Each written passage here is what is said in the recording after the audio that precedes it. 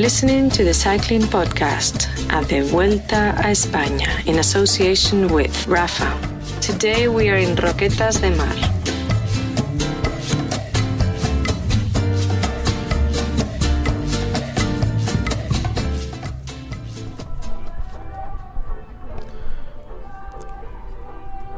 This is some jaunty old music, Daniel.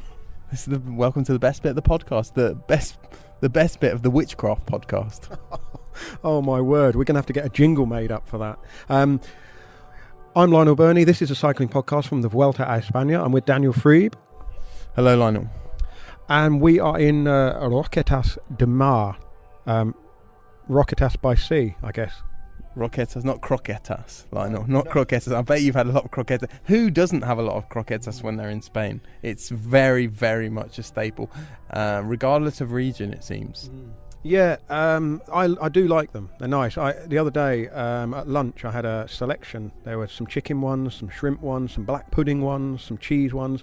And these are the kind of potato, they're croquettes, aren't they? I mean, potato cakes with a filling, deep fried. I must admit, I'm finding the cuisine down here, it's all quite beige, isn't it? They're not really... Yeah, the regional identity of places. Well, I find you have to go quite a long way or have to go to some lengths to find places that are offering really distinct regional specialities. There tend to be a lot of those staples that everyone knows, the tortilla, the croquetas, and then the meats, big steaks or cod and chips, a lot of chips. I wonder, I might ask Fran this later, whether the chips, is that a British import, because so many British holiday makers will have come down to this part of Spain from, I guess, the tourism here kicked off in around about the mid-60s. That was a bit of a hospital pass, wasn't it, Daniel? Have you not done any research on the historical tourism links between Spain and Britain? This feels like a question we should be putting to Luis Angel Mate, the Lynx of Marbella, who should be our go-to man on issues such as these. Just on completely nonsensical tangents, Lionel, one thing I neglected to mention yesterday, but I feel like I should mention, for purely self-indulgent reasons, in our car on this Vuelta, we're playing a great game, Decathlon versus Osborne Bull. Do you know what an Osborne Bull is? Mm-hmm. So the Osborne Bull, these the silhouette of the bull that used to advertise the Osborne. What is it? It's kind of a vermouth, isn't it? Anyway, you see them all over Spain, but particularly in Andalusia, and they're a bit of an icon of the Vuelta. We set ourselves a challenge in our car to spot as many Osborne Bulls as possible and spot as many branches of Decathlon. And at the moment it's 2-2, but the Decathlons are going to increase in number when we go up north. The Osborne Bulls are going to decrease in number, so Decathlon, I think, are going to have a strong second half of the Vuelta. Why I mentioned that, I do not know. Pure self-indulgence, as I say. Interesting. In my car, I'm playing a game of how do I idle away the hours driving, because nothing works in my car. The radio doesn't work, the phone won't link up, the sat-nav's been disabled. It's just me and my thoughts, which is pretty terrifying. I know you're wincing. But Daniel, we're on the outskirts of town here. I'm actually staying here tonight down by the coast, and it's a bit scrappy around here, isn't it? The race came in a funny old way into town. You mentioned the Osborne Bulls there advertising a drink, very popular. In fact, one of those bulls featured in the illustration for our first Kilometre Zero episode of the Vuelta, which was called Vuelta Vignettes, which was released on Monday. And someone made the point, lovely illustration by Grand Tour Art, but when I see that bull there in the background, they're big billboards, aren't they?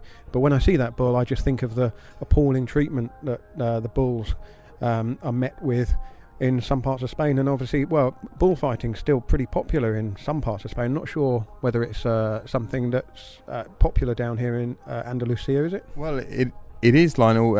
A couple of days ago, the race went past Ronda, one of the most beautiful towns in Andalusia, but also the birthplace of modern bullfighting, I understand. When I see those Osborne Bull billboards, I think of the buffalo. Yeah, a big silhouette of the buffalo looming over us from the Andalusian hillsides. Very apt. Very apt indeed. If you're listening, Buffalo, which you obviously are, send us a text when you get to this bit. Anyway, we should talk about the stage 5 of the Vuelta a España from Granada this morning. Didn't manage to get up close to the football stadium, unfortunately. The town was pretty busy this morning, and all the road closures for the race, because they did a big 20-minute circuit of the city before the flag went down and the race was underway. The neutralised section was it seemed excessively long, but I suppose they wanted to take the riders through the whole of the city, or maybe they were just trying to avoid the ring road or something to get them out of town. Not quite sure.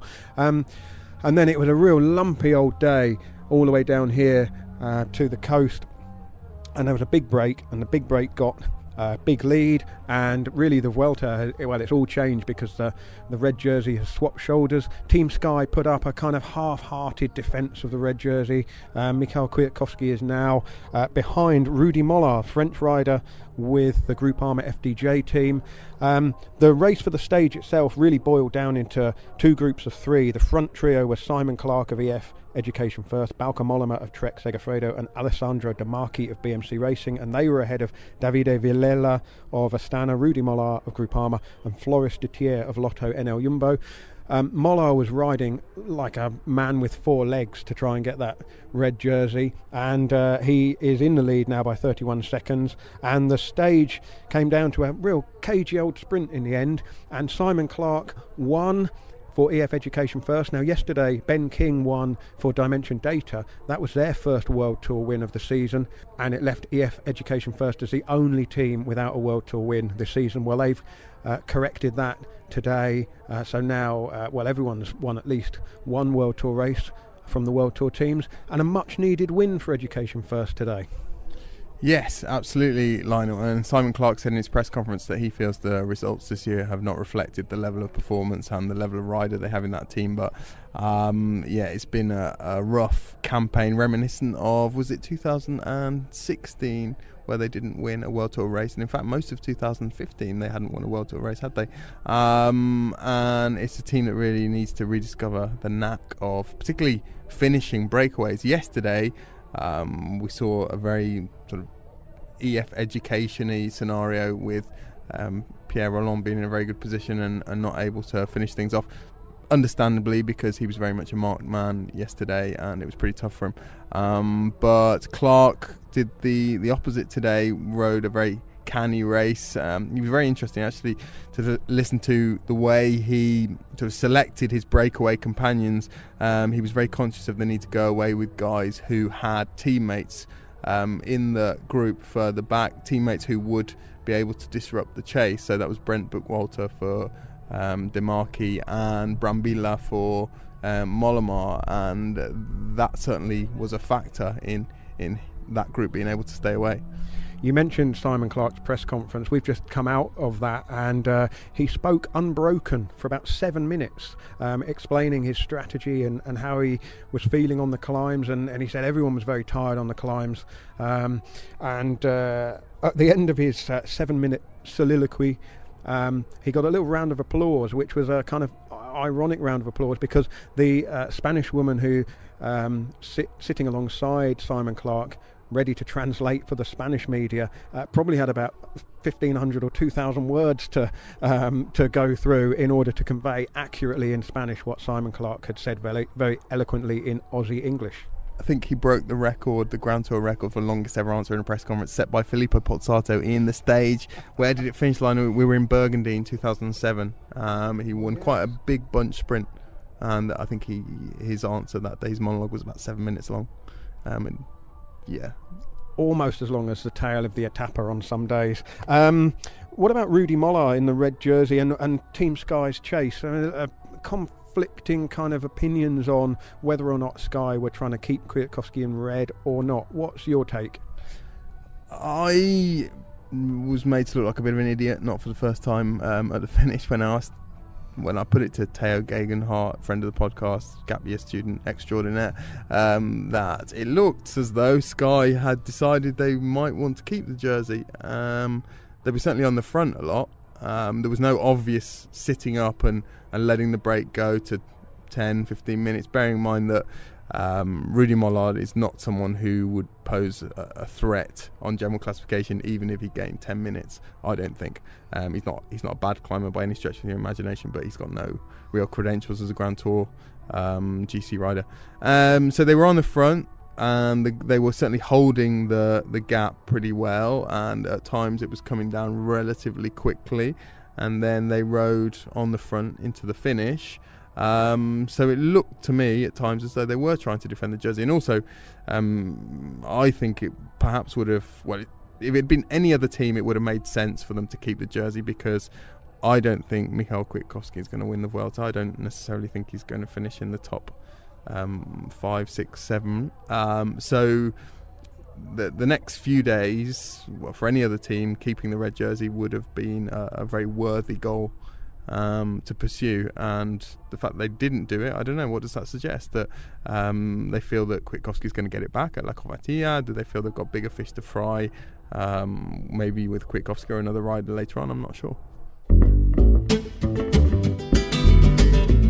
From grand tours to group rides, the Champs-Élysées to coffee shops, Rafa exists to celebrate the world's most beautiful sport. Thank you very much to Rafa for sponsoring the cycling podcast. Now, last year Richard accused me of treating the Vuelta like the holiday Grand Tour. Nothing could be further from the truth this year. I'm working extremely hard, even if I did own up to having a small siesta during yesterday afternoon stage. But it's that time of year when people's thoughts start turning to the following year and where to go on holiday. And if cycling holidays are your thing, then Rafa Travel may very well have the perfect escape for you. The choice of holidays that Rafa Travel are now offering is pretty extensive. Lots of destinations in Europe and much further afield, including Patagonia, which of course sort of straddles Argentina and Chile. I hope I've got that right off the top of my head. There's breaks for very keen cyclists all over the globe. Check out rafa.cc/travel and you can have a browse through all of those trips, and maybe one will suit you. Daniel, Rudy Mollard, Fran told me earlier today, and you I think you asked Rudy Mollard about this, when 10 years ago he was junior world winter world winter triathlon champion. Now I had to look up what a winter triathlon is, but it appears to be mountain biking, running and cross-country skiing. Yeah, and he seemed very proud of this fact. Rightly so, Lionel. I'm sure you'd be proud of such a distinction if you'd been the world junior winter triathlon champion. Alas, I thought something else was coming there, where you were going to start running through what my ideal triathlon would be, but we'll leave that to the listeners, I think. He's a rider who has got better and better over the last few years.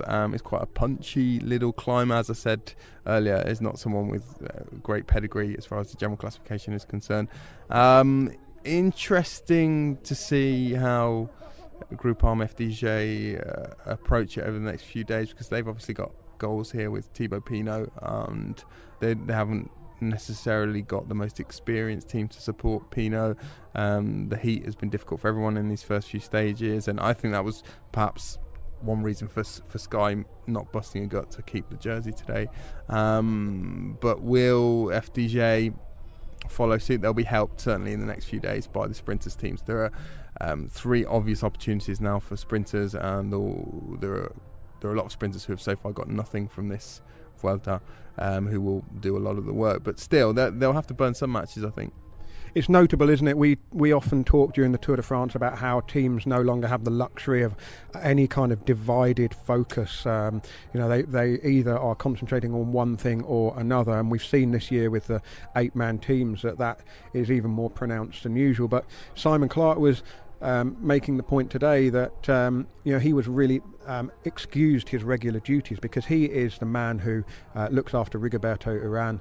Had a very difficult Tour de France because the first week protecting Urán was challenging enough, and then of course they had to look after Urán for a day in the mountains when he was really struggling after his crash on the cobbles, and obviously the disappointment of Urán then pulling out, and they kind of resolved then to have a much better Vuelta.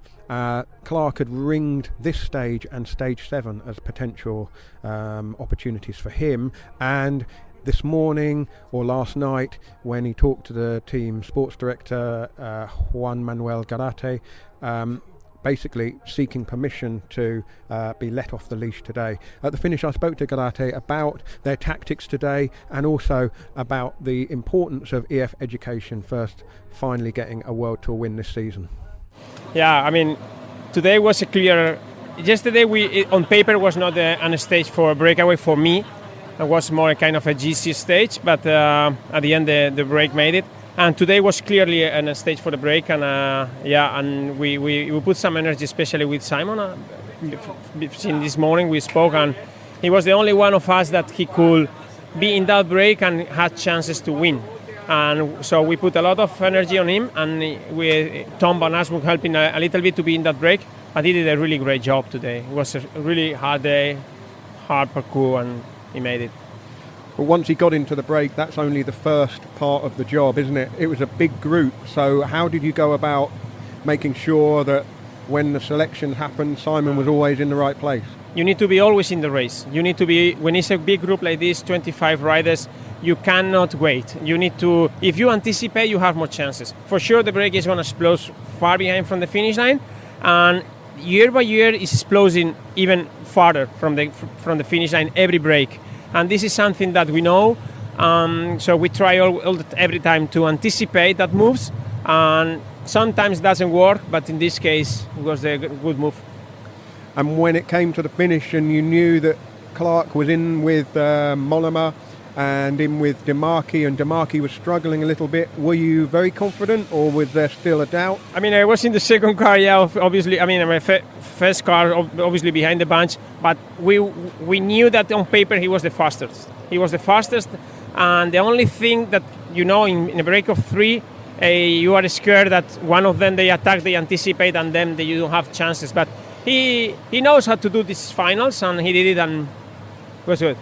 The other advantage when you've got somebody going for the stage win is it gives Rigoberto Urán a nice calm day where he can just be in the bunch, and also gives the whole team some confidence. Everyone's coming back to the bus now smiling and happy. Yeah, it's exactly what's exactly our goal. I mean, Simon is the reference for Rigo. Rigo is following all the time Simon, but in this case we let Simon free because I know that I have a powerful team, and I had another guy's in charge of the role that Simon had the previous days. So it's a kind of a multitask team, and we did it, and good. Now I want to say thank you to all my riders that are coming. 1 second. So Simon Clarke will be back looking after Rigoberto Urán in the coming days, and of course Urán still a very good shout for a top 5 overall here at the Vuelta. Now Daniel, you've got to get on the road because I think you're driving all the way up to the start town for tomorrow's stage, whereas I'm staying here and doing that drive in the morning. But a little bit of news about Mark Cavendish today. Yeah, Mark Cavendish has been diagnosed for the second time in 2 years with Epstein-Barr virus. It's not clear whether it could well be the same virus that never cleared his system, and there wasn't too much information in the press release that Dimension Data put out. I think one thing we can probably ascertain from the press release is that Cavendish's season might be over. I think his career with Dimension Data might be over. He is out of contract, and there hasn't been any talk in the last few weeks about a renewal. I understand that there won't be a renewal, so that leaves him looking for a team. And obviously over the last few months there've been various teams interested in signing him, sounded him out, but with his health as it is, and I think a pretty uncertain prognosis as far as when he's going to be ready and fit again, It complicates matters slightly, obviously with the transfer market being quite well advanced as well. There aren't that many spots available, and certainly not when Cavendish, as we've seen his last couple of moves, he's usually brought people with him. I think there are a couple of riders whose futures will be tied to his, Bernie Eisel being one of them. So yeah, tricky for him, and it's been a tricky couple of years for him, hasn't he? I mean, he hasn't finished the Grand Tour since 2016. Whoa. And but I spoke to him a few days ago, and any notion that he might even think about retiring are well wide of the mark. He's thinking very much about the Tour de France next year. He's thinking very much about the Olympics in 2020. So he's certainly determined to come back stronger, and he also thinks that if he doesn't race again this season, then what he will be able to do is start his winter preparation really early and be absolutely flying when the start of next season comes around. That's what he hopes anyway.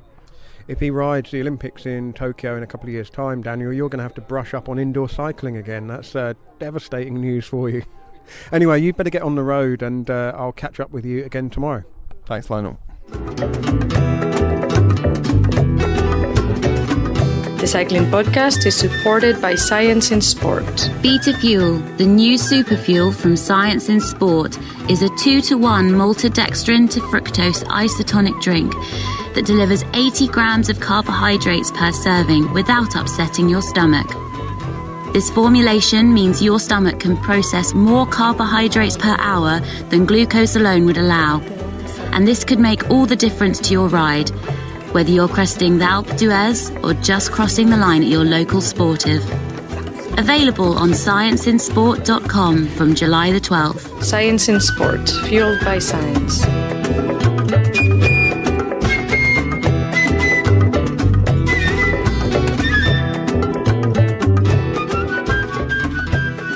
I'm now joined by Fran Reyes, the king of Spanish cycling.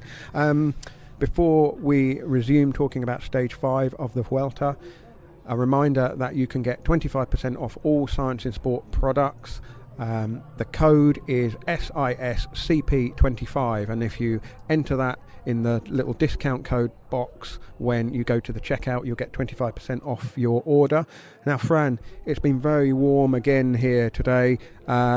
You're Spanish and you live down here, and even you're finding the heat a bit much, and standing out in it is hard work. I've been going through water like you wouldn't believe today, and I'm starting to think that perhaps I should have brought some electrolyte drinks from Science in Sport with me, because I think I'm losing nutrients at an alarming rate here. Especially, I was very disappointed with your performance yesterday at dinner, because I was expecting you to have a full dish of broken eggs, and you didn't even manage to eat half. No wonder you need more nutrition, Lionel. It was very nice. It was fried eggs, chips and Spanish ham, all broken up, as you say. But it was quite a heavy dish for a very warm evening. I mean, I normally don't struggle with a heavy dish on a warm evening, but I'm obviously not in peak form here at this Vuelta. But the heat is certainly taking its toll on the riders, and it's probably making a few of them think twice about whether or not they want to get into the breaks, because today was an extremely hard day out for everybody. What did you make of the way the race formed and how it broke up on the climbs? Well, it was quite interesting to speak with the riders after the stage and find out how the breakaway was created. Because, of course, for the 31st kilometers, it was rolling into the from Granada into the Alpujarras, quite a comfortable road. Everyone who has come for training here knows it, and know that it's not a difficult chunk, a difficult section. It's pretty easy to go in the pack there. It was when they made it to the Alpujarras, beginning from the town of Lanjarón, famous for its mineral water. You can find Lanjarón anywhere in Spain. That we entered in 100 kilometers that are really difficult because they are lumpy. You can never find a rhythm because it's always up and down. On the uphill sections have respectable gradients, not the ones you would do with the big ring. So knowing this, most riders kept their best shots, their best attacks for these terrain where it was easier or more feasible to get away. And by its part, Team Sky decided to control it, especially in the category 3 climb to Orgiva, which is 4 kilometers with a quite steady 8% gradient, where a very powerful breakaway could form if the peloton was not at a high pace. So it was Sky to set the tempo. They slimmed down the peloton to 70 riders even. And after that, after they made sure no one got away in a powerful break like Nibali or some other riders that tried to make it there, they loosened the leash a bit, and it was then that the 25 rider breakaway make it. But even those 25 riders, not all of them made it to the finish. Some of them got dropped because they couldn't keep the pace, and some others, like Matteo Trentin, chose not to keep themselves in the breakaway because they felt it was going to be too much effort for nothing. Well, you spoke to Matteo Trentin of Mitchelton Scott, the European road race champion, of course, at the finish. Let's hear what he said, and we'll talk a little bit more about that when we come back. So tell me, how hard it was to make it into a breakaway today? It was really hard, because it was beginning on with some downhill, then on the climb we went really hard, and I think it was only 60 guys in the front. And then it was again attacking. The breakaway was gone, I was in, but at the end was too many climbers, and even the stage was harder than we expected. Yeah, so you didn't think that it was to be that hard, that lumpy, the terrain? Oh, it's the Vuelta, so sprinter stages like this. But today was not for the sprinter, it was really too hard at the end. Interesting that. I mean, this does happen from time to time. A rider will get work to get into a break and then think, no, this is not going to work out for me here. I may as well save myself for another day. And I suppose common sense told him that, because the next 3 days, I know the road book is so misleading here. I looked at the road book, and you would think the next 3 days are good chances for sprinters, but there's still quite a lot of climbing to be done. Yeah, I mean, as for today, I would say the road book wasn't that misleading. I mean, when I was thinking about the stage before it started, I thought there was a very good chance that the big bunch would make it to the finish line together, like a 100-man bunch, because of course there was lumpy terrain, but the final 50 kilometers weren't that difficult. You know, they were easy for a peloton to roll in and reel in the breakaways. But for the next 3 days, the terrain is much more kind, much more gentle for the riders. Tomorrow, the way to Murcia, there might be wind, but not much. Pozo Alcón, the last 30-40 kilometers are quite difficult, but the rest, the beginning of the stage is not that much. Whereas the run into Almaden, we can consider that easy. Off the record, I think, because I don't think it was recorded, Matteo Trentin told me that when he got dropped, it was basically thinking of the next 3 stages, because those were 3 very good shots for a fast rider like him. So it could well be the likes of Trentin, Elia Viviani, and the riders that we consider to be proper sprinters over the next 3 days. Yeah, basically it will be that. I mean, it's pretty interesting to see how in this Vuelta and in the previous editions, this first week is full of stages that are devoted to breakaway specialists. You know, whereas in the Tour de France, it's nearly impossible to see a breakaway triumph in the first week, and in the Giro d'Italia, there is usually so much tension that it's also the case. In the Vuelta, the relative weakness of the teams provokes that a nice breakaway with good numbers has a very good chance of making it to the finish. Last year, for example, we saw Lutsenko winning, Matteo Trentin winning for a breakaway in Murcia. And in this year, we already got Dimension Data and EF Education First getting their first World Tour of their season, victory of the season. Yeah, and I mean, when you look at the strength of the riders in that break, it's no real surprise that the riders that you would have picked, Mollema, Demarchi, Villela, I know he was in the second group, Simon Clarke, the strongest riders did come to the fore when it really mattered. But Simon Clarke made the point in his press conference, didn't he, how difficult it was on the climbs, and how there wasn't any attacking on the final climb because, well, they were basically cooked, and it was always going to come down to a sprint after the descent. I would say grilled rather than cooked, because believe me, for those first 150 kilometers there was not a section of road with decent shade. They were exposed to the sun during the whole day. Well, that is why this whole area is absolutely dominated by greenhouses. I was quite staggered coming off the motorway and heading down to the town here for many, many kilometres, probably 10 kilometres more. You can see all the way across the sort of the hills, and all the greenhouses are there, all growing the tomatoes that we will be, if you have tomatoes imported from Spain back in the UK, they come from here, don't they? Yeah, I mean, not only tomatoes, but a handful of vegetables whose name I don't know in English. Describe the vegetables. Yeah, well, they are red and round and... Well, that's tomatoes, and tomatoes are a fruit as well. So, well, don't give me a hard time. Don't give me a hard time, man. I am not a native English speaker, So what else would there be? Cucumber? No. Yeah, for example, cucumber, and pickle, no, not pickle. Courgettes. Courgettes aussi, oui. Zucchini is the name in America. So, yeah, courgettes I think would come from here. Anything that needs a nice warm climate because I guess they grow all through the winter as well. Yeah, exactly. I mean, it's worth mentioning that we came from the start to the finish, not from the same road as the riders, but from a different one, closer to the coast. The coast of Almeria is more or less flat. The western part of the coast is more or less flat. From Adra to Roquetas de Mar, it's more or less 30 kilometers of coast, which is flat 7, 8, 10 kilometers inland.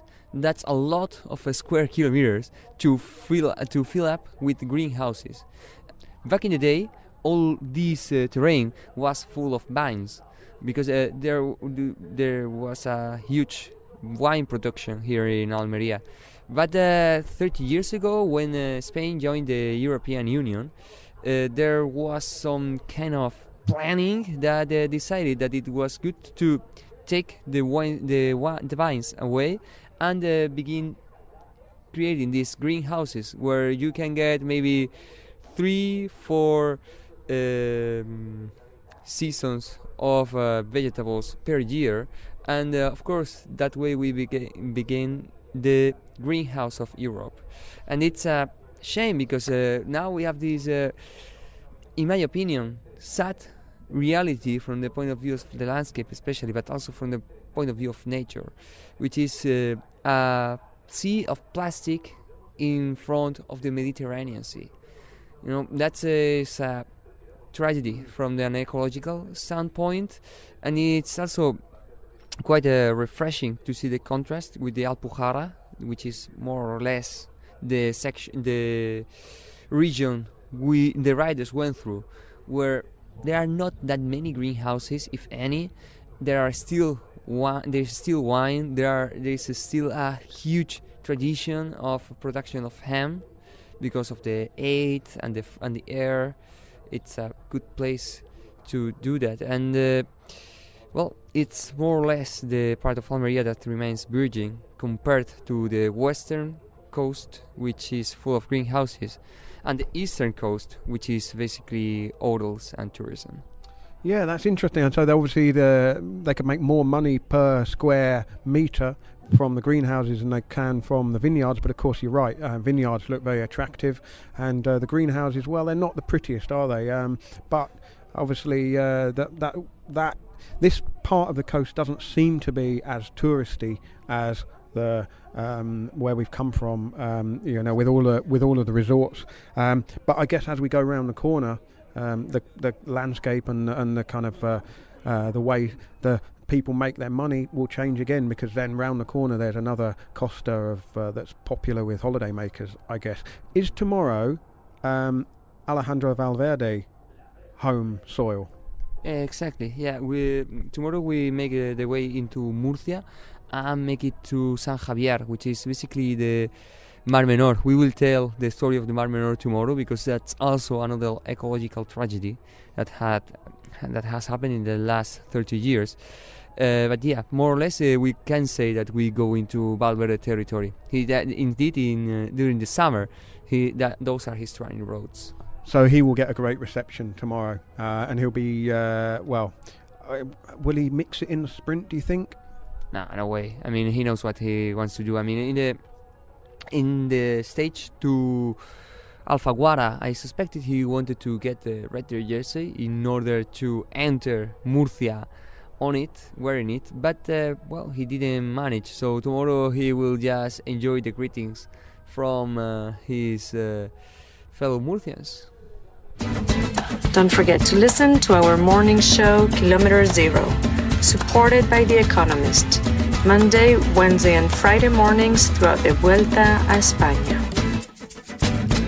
We released the second of our 9 Kilometer Zero episodes from the Vuelta a España this morning, sponsored and supported by The Economist. Thank you very much to The Economist for enabling us to provide these episodes to all of our listeners for free. Today's episode is about Sean Kelly and his 1988 Vuelta win and the mystery of the missing trophy.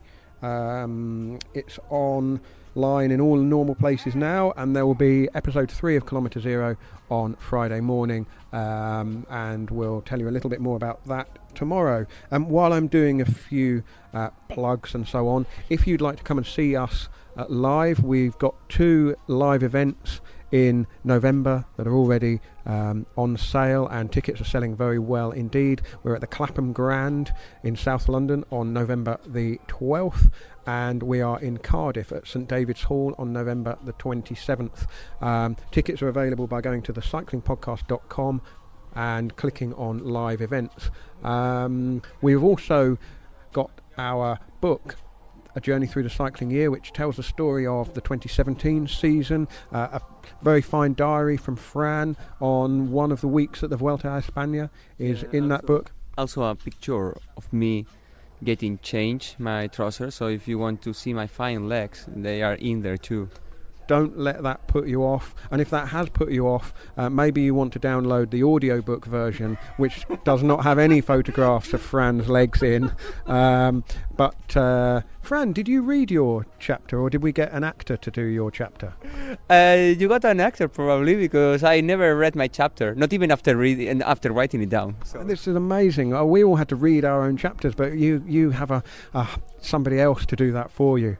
So yes, it's not the voice of Fran Reyes in our audiobook, but it is his work, and that is available on iTunes and Audible and wherever else audiobooks come from. I should probably know a bit more about where audiobooks come from, but I just press a button on my phone and they download. I mean, it's as simple as that. Now, yesterday, Ben King got Dimension Data off the mark with their first World Tour win of the season. That kind of inspired EF Education First to do the same today. Those teams have had a pretty barren year, certainly in terms of wins this season. And we were talking yesterday about riders whose name is King. Reyes, of course, is the Spanish equivalent. Somebody has suggested that if you take the umlauts off Stefan Kung, that means King in Swedish. But Kung is Swiss, so I don't know whether that counts as one of our kings. Sweden, Switzerland, more or less the same. Oh, come on, they're a long way apart. They're a long way apart in very distinct countries. But who else? Any other kings? Yeah, I mean, we got also Peter Koning for one of the listeners, currently racing for Rompot, if I'm not mistaken. And another friend of the podcast, James Emmett from Leaders in Sport, suggested me Wang Meiyin, the Chinese rider for Bayern Merida, because of course, as you know, Lionel, Wang in Chinese means king. So yeah, another fine addition to our long list of kings of cycling. And of course, Sean Kelly, the subject of our Kilometre Zero, was nicknamed the King. This morning I went and waited outside the Dimension Data bus for Ben King. He was obviously absolutely delighted yesterday, and he was still smiling this morning. And you could tell that the relief of bagging a big win was not just a matter of great personal pride, but it shone throughout the whole team. So this was Ben King talking this morning in Granada. Ben, has it sunk in? It's sinking in. It's pretty overwhelming. Obviously you were delighted yesterday. It was a big day out, wasn't it? And when the break got so much time, what point did you realise that you were going to be able to go for the stage? About 40k to go, I started thinking, okay, now we're going to be playing for the win. As we got closer to the climb, the break got a bit less organized, and so I started kind of just pulling through and having a gap, and so I punched out a couple times near the bottom, and that's how we ended up getting our gap after the intermediate sprint there. What were you thinking with Pierre Rolland in the group and perhaps the obvious biggest threat?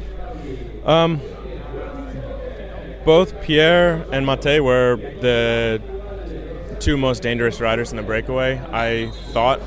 Also Stalnov. I had my eye on him more than the other guys, I think, because Pierre and Mate had been in the breakaway the last 2 days prior.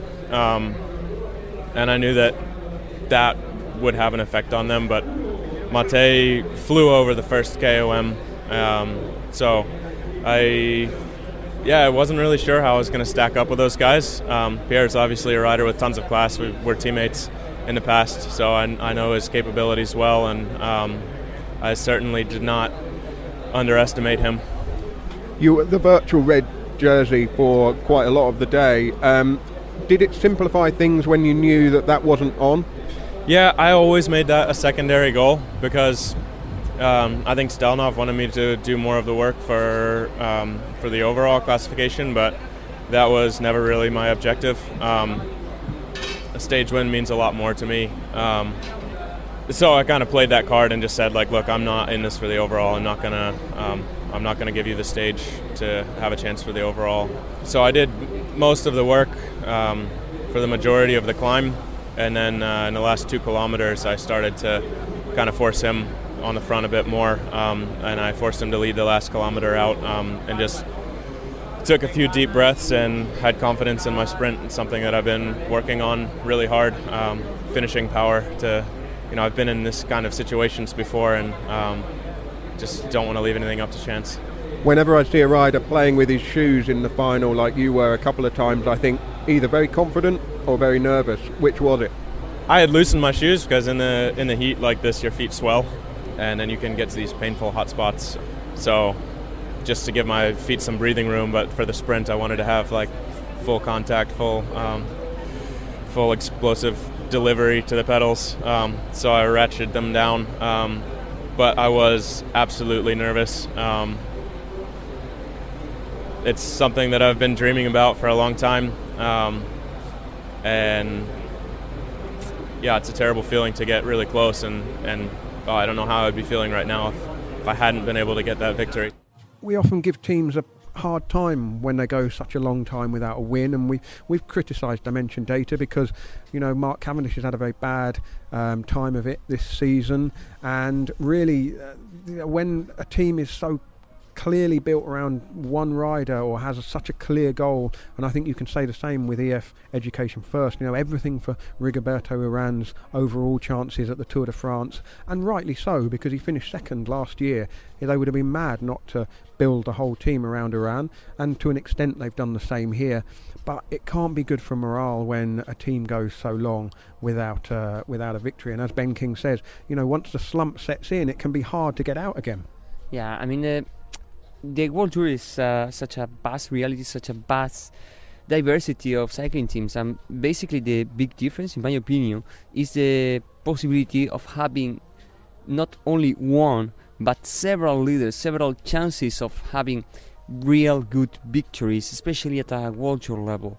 And we see that there are several World Tour teams that maybe because of their budget, maybe because of bad luck, maybe because of bad choices are at the bottom of the standings quite often, namely the Dimension Data, EF Education First, Katusha Alpathin, maybe because any of these reasons they struggle to find the result, and in the case of Dimension Data and EF Education First, it took as long as until this Vuelta to get their first World Tour victory. That's harsh, that's difficult to manage, but after all, there are still very good riders in there, and there are still ideas, and there are still possibilities to get those victories and lift a bit the morale, which, as you say, it's a pretty important aspect of these streaks of no winning. Yeah, and when you consider, Quick Step, I think have got 31 World Tour wins, but they have a couple of sprinters who can take 3-4 wins here and there, and if you haven't got one of those sprinters, suddenly your top 5 positions, they don't. You can have a string of top 4 or 5 placings, but they don't equal a win, do they? Nobody looks at it in that way. They don't say, they've been up there close but not quite winning. People just focus on, did you win or did you not win? And it's as simple as that. It's very black and white when it comes down to the evaluation. Yeah, in the case of Quickstep, and I think that's a pretty good example of how some World Tour teams are run. They key to their success is not only the recruitment or young talents, which is clearly key, but also the way they keep their key domestics year after year. They manage to find the right people to bring the star riders to the line, and they do their best in order to keep them. Another good example of that, Mitchelton Scott. They are changing only 4 riders from this season to the following one, whereas in Katusha, to say the first one that springs to my mind, it's every year 10 new signings, 10 riders out, 10 riders in. So because clearly the team doesn't quite work, and they need to shake the roster in order to see if some good comes in, and to see if the spirits change a bit. By the way, now that we are talking about signings, do you want some transfer talk on Dimension Data? Very quickly. So I hear that Eduard Prades, Spanish rider from Caja Rural, who won the Arctic Race of Norway this year and was pretty prominent in the Tour de Yorkshire, fighting with Greg Van Avermaet for the win, he might be heading there. It's not fully confirmed, but what I heard from sources within the Euskadi Murias team, because I said he was for Caja Rural. No, he was with Caja Rural in 2017. Now he's with Euskadi Murias. What I heard from these sources is that he is indeed leaving 2Dimension Data. Interesting. Well, some sprinklers have just gone on watering the artificial football pitch here that we're sitting next to. That water is hopefully not going to come over in our direction, but nevertheless, I think that is it for stage 5 of the Vuelta. We will be back tomorrow, of course, Fran, and the face of Spain is going to change, I think, a bit more significantly over the next few days, particularly when we get inland. I mean, it's a part of the country that I really know nothing about, and you're abandoning me at the weekend, leaving me to my own devices. I just hope I make it. It's going to be a nervous few days for me, that. Yeah, exactly. I mean, the biggest change is that you are going to miss me a lot, Lionel. But, even with my expertise and my beauty by your side, I'm sure you will be able to carry on. I will carry the spirit of the king of Spanish cycling with me on Saturday and Sunday, but you're still here for another couple of days. So until tomorrow, Fran, thank you very much. Thanks, Lionel.